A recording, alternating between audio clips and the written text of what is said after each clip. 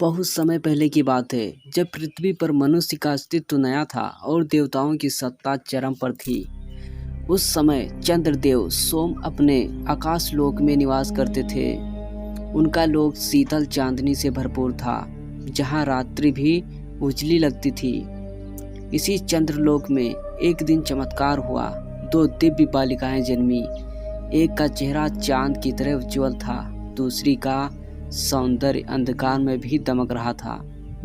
फिर इसमें चंद्रदेव ने मुस्कुराकर कहा, ये दोनों मेरी आत्मा के दो रूप हैं, एक प्रकाश की, एक मौन की। पहली कन्या का नाम रखा गया पूर्णिमा, जो अपने जन्म के क्षण से ही समस्त लोगों को आलोकित करने लगी।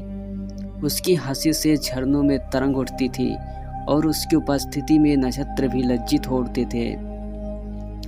दूसरी कन्या थी अमावस्या, जिसका स्वर्ण गूढ़ और दृष्टि गहरी थी। वह शांत थी, परंतु उसकी आंखों में अनंत ब्रह्मांड का रहस्य झलकता था।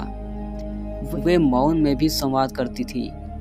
देवगुरु बृहस्पति ने आशीर्वाद दिया, पूर्णिमा प्रकाश का प्रतीक होगी और अमावस्या मौन का। एक बिना दूसरी के अधूरे रहेंगे। दोनों बहनें साथ साथ बड़ी होने लगीं। पूर्णिमा को प्रकाश, संगीत और उत्सव प्रिय था, जबकि अमावस्या को ध्यान, गहराई और एकांत। कभी कभी जब चंद्रलोक की देव कन्याएं मिलती तो पूर्णिमा के चारों ओर भीड़ रहती थी। सब उससे सराहते थे, वाह क्या तेज है तुम्हारे मुख पर। अमावस्या दूर से मुस्कुराती रहती थी। वह जानती थी उसकी भूमिका भी समय के गर्भ में छिपी है। फिर एक दिन चंद्रदेव ने दोनों को बुलाया और कहा, बेटियों, अब तुम्हें पृथ्वी पर उतरना होगा। वहाँ के जीवों को सिखाना होगा कि जीवन में अंधकार और प्रकाश दोनों का अर्थ है। पूर्णिमा हंसकर बोली, मैं जाऊंगी और उन्हें आनंद दूंगी। फिर अमावस्या ने सिर झुकाकर कहा, और मैं उन्हें आत्मज्ञान दूंगी। इस प्रकार शुरू हुई उनकी यात्रा पृथ्वी की ओर की।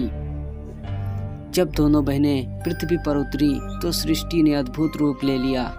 पृथ्वी के आते ही रात उजली हो गई, समुद्र में लहरें नाचने लगी, पशु पक्षी विचलित हो उठे और मनुष्यों ने आनंद में दीप जलाए और लोग बोले, वाह कैसी सुंदर रात है, चांद जैसे धरती पर ही उतर आया हो।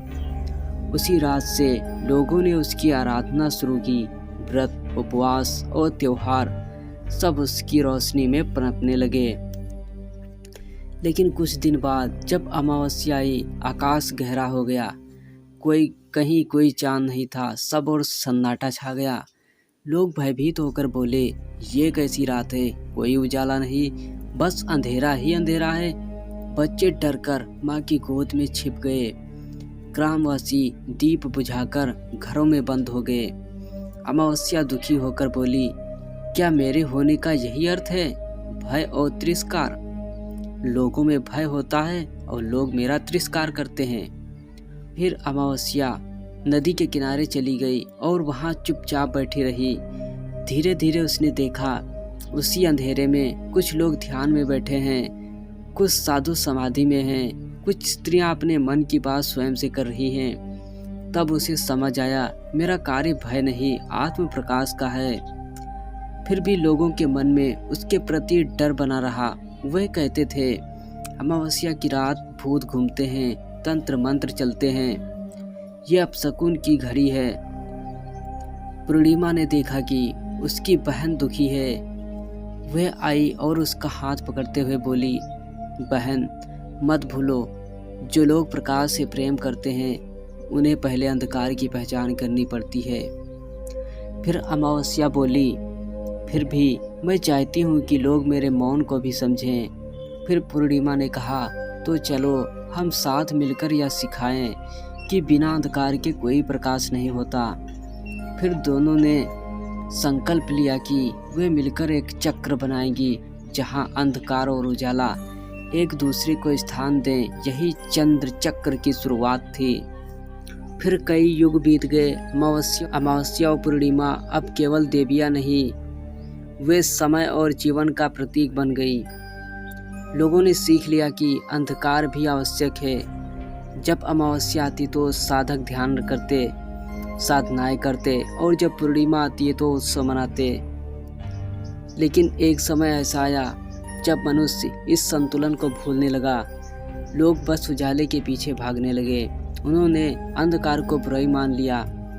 तब एक दिन दोनों बहनें एक वृद्ध साधु के रूप में पृथ्वी पर उतरी और उन्होंने एक गांव में जाकर कहा, बेटा, तुम केवल क्यों प्रकाश में जीना चाहते हो?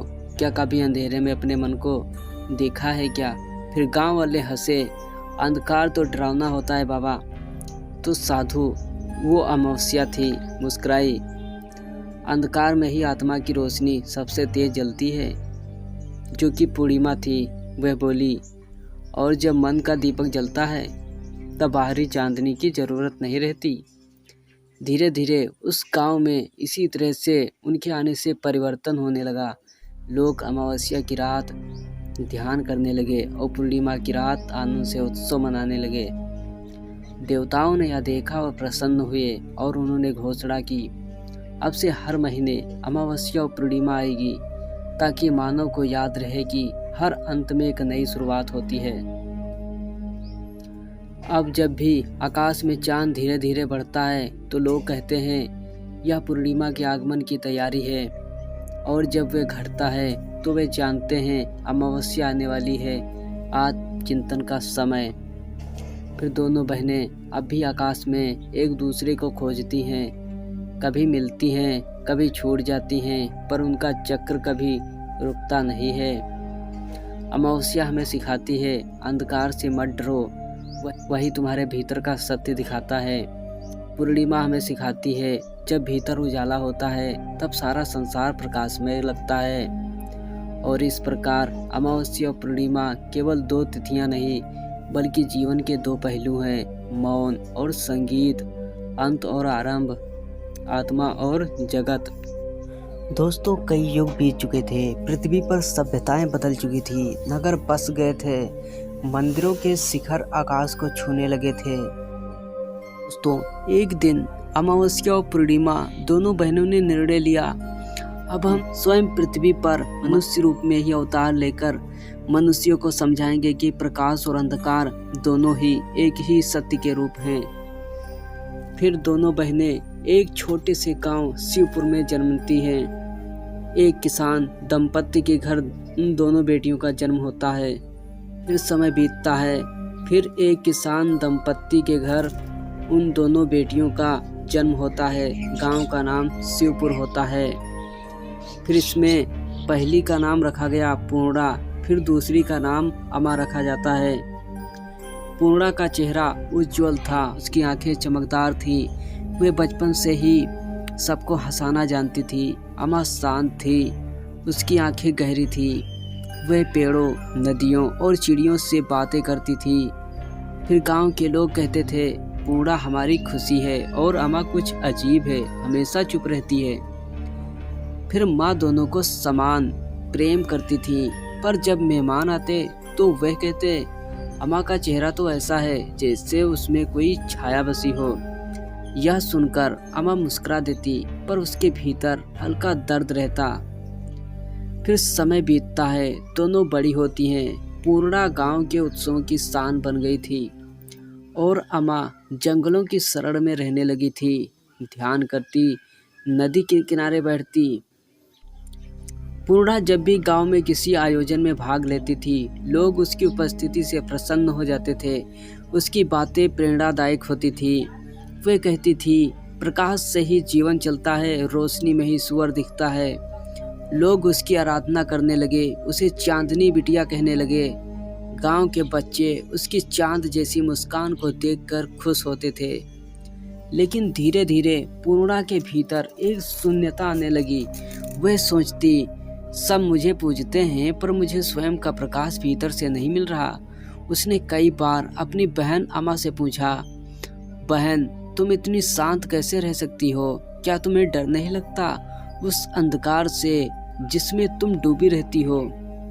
तो अमा मुस्कुराती है, अंधकार कोई दुश्मन नहीं है दीदी। जब हम खुद से मिलते हैं तब वह प्रकाश से भी सुंदर लगता है। फिर पूर्णा चुप रह जाती है। उसे अपनी बहन के शब्द समझ में नहीं आए, पर उसके मन में जिज्ञासा जागी। एक दिन गांव में बड़ी विपत्ति आई। भयंकर तूफान ने सब कुछ उजाड़ दिया। बिजलियां गिरने लगी, घर टूट गए और आकाश में कोई प्रकाश नहीं रहा। सब लोग भयभीत होकर चिल्लाने लगे, प्रभु, यह कैसी अंधेरी रात है। फिर इसमें पूर्णा भी डर जाती है। वह अपनी बहन अम्मा को खोजने लगती है, पर वह नहीं मिलती है। वह रोती हुई खेत की ओर भागती है, जहाँ सब कुछ स्याह था। तभी उसे दूर एक दीपक की झिलमिलाहट दिखाई देती है। वे वहाँ पहुँच जाती है, देखती है कि अम्मा अकेली बैठी है, आंखें बंद, शांत मुस्कान लिए। फिर पूर्णा कहती है, तू यहाँ कैसे शांत बैठी है बहन? तूफान है, अंधकार है, चारों ओर भय है। तो अम्मा ने कहा, दीदी, यही तो जीवन का सच्चा रूप है। जब सब कुछ मिट जाता है, तब जो भीतर रहता है वही सच्चा प्रकाश है। तो अम्मा उठी और दोनों बहनें एक साथ आकाश की ओर देखने लगी। फिर तूफान थम जाता है, बादलों के पीछे से हल्की रोशनी निकलती है। फिर अम्मा बोलती है, देखो दीदी, जब अंधकार अपना काम पूरा कर लेता है तभी प्रकाश लौटता है। उस क्षण पूर्णा को सब समझ आ गया। उसने अपनी बहन के चरण छूकर कहा, आज मैंने जाना कि उजाला केवल बाहर का नहीं, भीतर भी जलाना पड़ता है। फिर अगले दिन दोनों बहनें गांव पहुंचती हैं। लोग डर से सहमे हुए थे। फिर इसमें पूर्णा ने कहा, तुम सबने हमेशा उजाले को पूजा और अंधकार से डर महसूस किया, परंतु जिसने अंधकार को समझ लिया उसने जीवन को जीत लिया। तो अम्मा ने कहा, हर बीज अंधकार में ही जन्म लेता है, हर सुबह रात के गर्भ से ही निकलती है। इसलिए डरो मत, अंधकार तुम्हारा शत्रु नहीं, वह तुम्हारा शिक्षक है। लोग हैरान रह जाते हैं। पहली बार उन्होंने किसी को अंधकार की प्रशंसा करते सुना था। धीरे धीरे गांव में एक नई परंपरा शुरू हुई।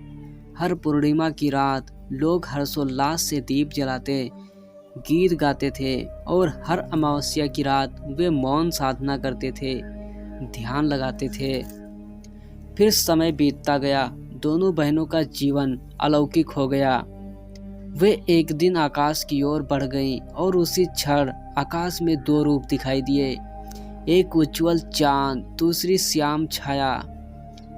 लोग समझ गए, अम्मा और पूर्णा फिर से अपने चंद्रलोक लौट गई हैं।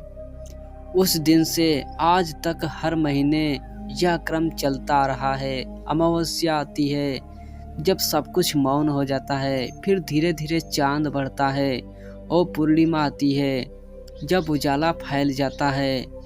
दोनों बहनों का यह संवाद आज भी चलता है। एक घटती है, दूसरी बढ़ती है, एक जाती है, दूसरी आती है, पर वे कभी अलग नहीं होती।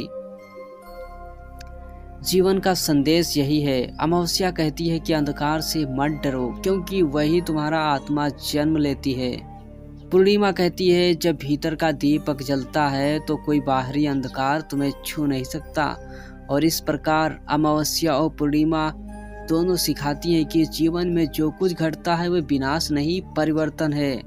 हर अंत में एक शुरुआत छिपी होती है, हर मौन में एक संगीत छिपा होता है, और हर अंधकार में एक चिंगारी छिपी होती है। बस हमें उसे महसूस करने की जरूरत होती है। अब जब भी आकाश में चांद दिखता है तो वह केवल एक ग्रह नहीं, बल्कि दो बहनों का वचन है। जब चांद पूरा होता है तो समझो पूर्णिमा ने अपनी रोशनी फैलाई है, और जब चांद गायब होता जाता है तो समझो अमावस्या ध्यान में लीन होती जा रही है और अगली रोशनी की तैयारी कर रही है। इसीलिए हर अंधकार के बाद, हर रात के बाद, हर दुख के बाद उजाला अवश्य आता है। तो इस प्रकार से ये कहानी यहीं पर समाप्त होती है। आपको इस कहानी से क्या शिक्षा मिली, कमेंट बॉक्स में बताओ। और अमावस्या और पूर्णिमा के लिए एक लाइक, एक सब्सक्राइब जरूर कर दो। धन्यवाद।